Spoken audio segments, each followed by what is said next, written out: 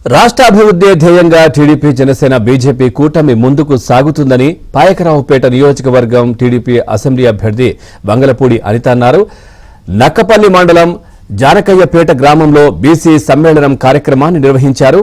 ఈ సదస్సుకు ముఖ్య అతిథిగా అనకాపల్లి పార్లమెంటు బీజేపీ అభ్యర్థి సీఎం రమేష్ హాజరయ్యారు.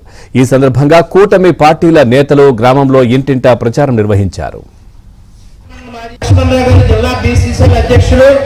పెద్దలు లక్ష్మణ గారు కూడా వేదికగా జరుగుతున్నారు.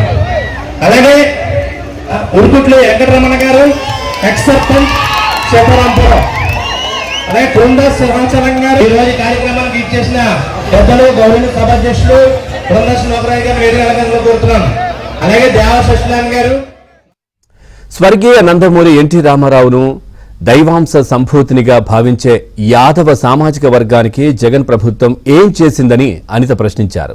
యాదవ సామాజిక వర్గానికి అధికార పార్టీ కాలంలో ఒక్క గొర్రెపిల్ల కానీ మేకపిల్ల కానీ కొనుగోలు చేసేందుకు ఒక్క పైసా రుణం కూడా ఇవ్వలేదని దౌర్భాగ్య పరిస్థితిలో ఉందన్నారు.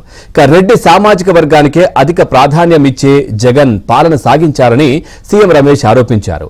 వైసీపీ పాలనలో బీసీలకు ఒరిగింది ఏమీ లేదన్నారు. అలాగే ఉరుకుట్ల వెంకటరమణ గారు, ఎక్స్ సర్పంచ్. దైవాంశ సంభూతుడిగా ఎన్టీ రామారావుని కొలిచిన ఏకైక జాతి ఏదైనా ఉందంటే అది యాదవ సోదరుల. ఎన్టీ రామారావు గారు ఏ ముహూర్తాన పార్టీ పెట్టారో తెలియదు కానీ ఆ రోజు నుంచి ఈ రోజు వరకు కూడా ఎవరో ఒకరిద్దరు తప్పించి లోకల్లో రాజకీయాలకు మించి ఏ ఒక్కరు కూడా తెలుగుదేశం పార్టీని విడిచి వెళ్ళలేదు. మీ అందరికీ కూడా వ్యక్తులతో సంబంధం ఉండదు, పార్టీతో మాత్రమే సంబంధం.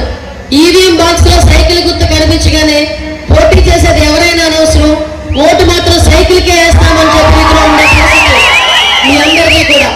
ముఖ్యంగా చంద్రబాబు నాయుడు గారి 5 సంవత్సరాల కాలంలో బీసీలకు అన్యాయం జరిగిందనే సంగతి గ్రహించి బీసీలకి కూడా ఒక డిక్లరేషన్ ఇవ్వాలని కోరుకున్నారు. మొత్తం పదవులన్నీ కూడా ఆయన కావాల్సిన రెడ్లకే ఏమనుకోవాలి తన ధైర్యం. అందుకే ఈరోజు ఏదైతే మేనిఫెస్టో ఇచ్చారో మీరు ఒక పక్క జగన్మోహన్ రెడ్డి మేనిఫెస్టో, ఇంకొక పక్క చంద్రబాబు నాయుడు మేనిఫెస్టో పెట్టి చూడండి.